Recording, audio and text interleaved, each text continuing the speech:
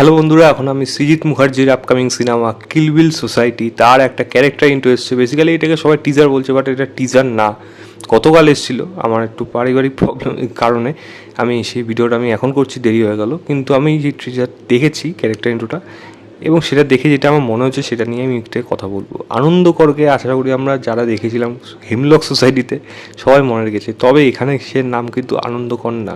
তাকে পুরোপুরি টাক মাথায় দেখা যাচ্ছে। স্বাভাবিক, আনন্দকরের ক্যান্সার হয়েছিল এবং ক্যান্সারে কেমো দিলে কিন্তু চুল পড়ে যায়। এখানে তার নাম হয়েছে মৃত্যুঞ্জয় কর।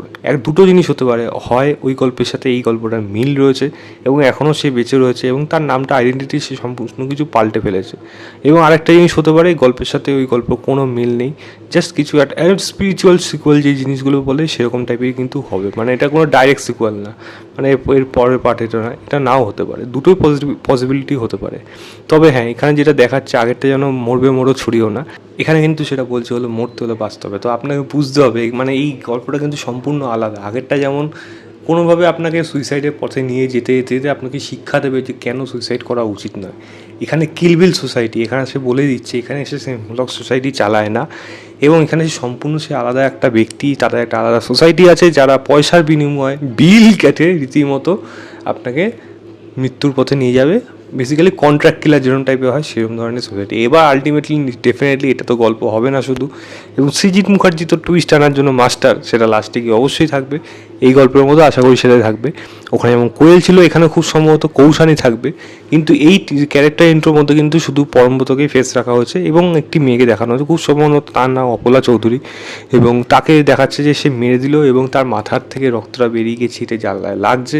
তারপরে আস্তে আস্তে গল্পের নাম, মানে সিনেমার নাম, এবং তার পাশাপাশি যে তার আগের সিনেমার মধ্যে যেই যেই ডায়লগগুলো ছিল সেইগুলোর ছোঁয়াগুলো কিন্তু দেখা গেল। সঙ্গে এখনও অনেক রাতে যে গানটা, সেটাও কিন্তু একটা নিউ ভার্সন আসতে চলেছে, সেটাও শোনা গেল। তো 11 তারিখ এই কাজটা আসবে, আমি কিন্তু খুব এক্সাইটেড। আমি এটাই থাম্বনেইল লিখি, যার জন্য থেকে লাইফ সেভার নাকি লাইফ টেকার সেটা তো যখন সময় আসবে তখনই বোঝা যাবে। তবে আমি এক্সাইটেড থাকলাম এই কাজটার জন্য। আপনারাও আশা করি ততটাই এক্সাইটেড থাকবে। হেমলক সোসাইটি কিন্তু আমাদের সবারই একটা প্রিয় সিনেমা। হেমলক সোসাইটি কিন্তু রিমেকও হয়েছে মারাঠি ল্যাঙ্গুয়েজে এবং অন্যান্য ল্যাঙ্গুয়েজে সম্ভবত হয়েছে, তবে আমার এই মুহূর্তে জানা নেই অফিসিয়াল হয়েছে কিনা। মারাঠিটা যেমন আমি জানি সেটা অফিসিয়াল হয়েছে। তো দেখা যাক এই কাজটা কীরকম হয়, এবং আশা রাখবো আগেরবারের মতো এবারও কোনো চম্পক থাকবে এবং সৃজিত মুখার্জি আবারও বক্স অফিসে একটা ভালো রকম বক্স অফিসে নিয়ে নিতে পারবে, এবং অডিয়েন্স ওয়ার্ড অফ মতো আশা করি ভালো হবে আগেরটার মতো। এবং আনন্দকর, মানে পরমব্রতকে কীরকম লাগে, আনন্দ করার পর মৃত্যুকে যে জয় করেছে বা মৃত্যু করতে যার এনজয় হয়, মানে মানুষকে মারতে যাই যে এনজয় করে সেও তো পারে মৃত্যুঞ্জয়। তার ক্যারেক্টারটা সত্যিই এখন সাসপিসিয়াস, দেখা যাক সেটা কীরকম হয়।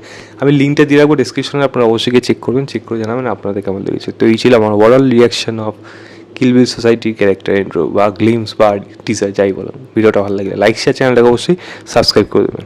বাই।